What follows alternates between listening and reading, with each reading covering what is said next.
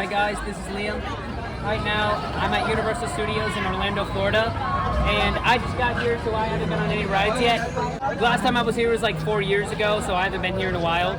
So let's go on some rides and see if they still hold up. All right. Honestly, I think this place is better than Disneyland or Disney World. I feel like it just has better scenery here and a lot more cool stuff to look at. Disney has more rides than Universal and rides that can be cooler, but I feel like when you're at Disney, you just feel like you're at Disney. At Universal, you feel like you're in another world. They have sections in the park where they have all this different scenery from different movies. So they have this whole Harry Potter section where it feels like you're literally at Hogwarts and are walking through all the towns that they have in the movie, like Gringotts and Hogsmeade. It actually feels like you're in the world of Harry Potter. You can buy wands, do spells, buy stuff that are in the Harry Potter movies, you can buy all the books, which I've never read, but you can also buy butterbeers, which is basically the best part of the Harry Potter section. There are these drinks that you can get only at Universal, and they're really, really good. Universal never shared the formula, so you can only drink them at Universal. The Harry Potter section also has this. They have a Marvel section as well, which is also really cool. They have all these cool rides except for one, which I'll get to later. They have this one Jurassic Park section, which is one of my favorites because Jurassic Park's my favorite movie. It actually feels like you're visiting Jurassic Park, and I love the music that they play when you're there.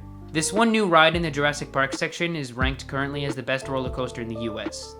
I think it's good. They have all these other sections in the park, but to be honest, I thought they were kind of boring. These are the only 3 that I enjoyed the most. What I'm going to be doing is ranking all of the roller coasters I've been on. First is the Hippogriff ride, which is in the Harry Potter section. This one is basically like a kiddie coaster, but it's still fun. It's probably the only relaxing ride in the whole park too. It's obviously not a crazy ride, but it's really relaxing and probably the first ride you should go on, to be honest. The problem is, it's a really short ride and I wish it was longer, so I'd give it a 6 out of 10. Hagrid's ride. Hagrid's ride is super fun. It has a mix between extreme and relaxing. The ride goes like 50 miles per hour and drops at 17 feet. It's such a good ride. There's a part where you're in a tunnel and a part when you're outside. I want to talk about more stuff about the ride, but I don't want to spoil it for you, so I'd give it a 10 out of 10 though. Escape from Gringotts. This ride is mostly a VR ride, but it has some physical stuff to the coaster. It's a pretty fun ride though, 7 out of 10. Forbidden Journey, another Harry Potter ride, and it's very fun.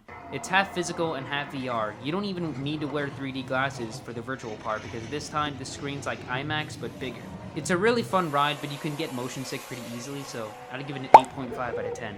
Next ride is The Simpsons. 1 out of 10. Stupidest ride ever.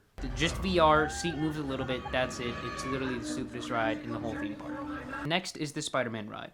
This one is mostly VR, but it's really fun. It has some great physical elements to the ride, but it's mostly VR. But the thing is, even the VR stuff is really cool, so I'd give it an 8 out of 10.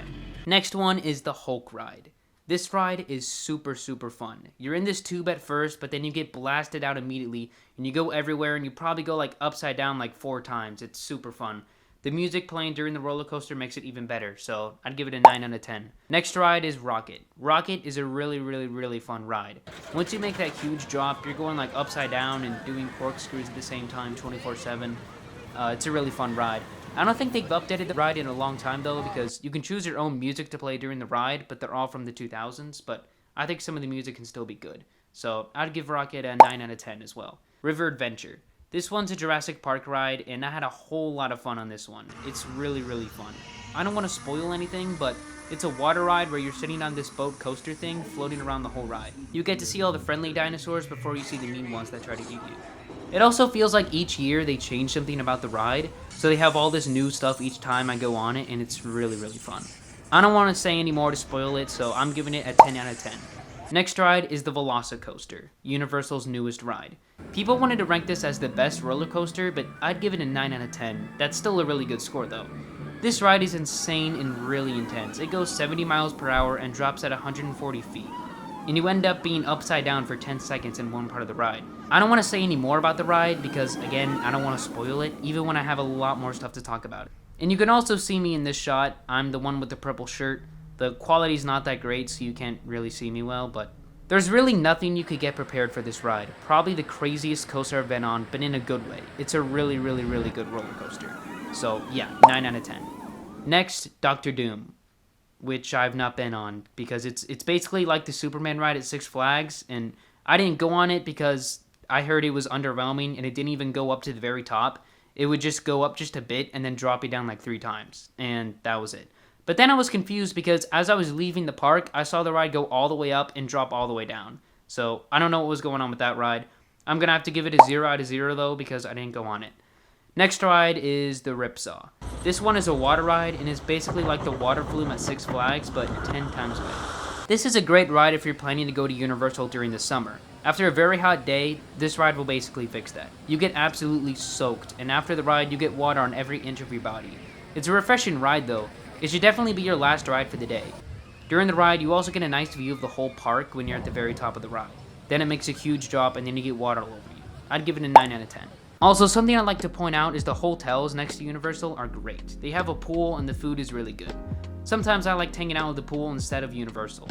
And that's pretty much it. My favorite ride would have to be Hagrid's ride because of how extreme and very relaxing it is at the same time. I don't know if you already went to Universal or you're planning to or not planning to. This was just my experience and my opinion of what Universal was like.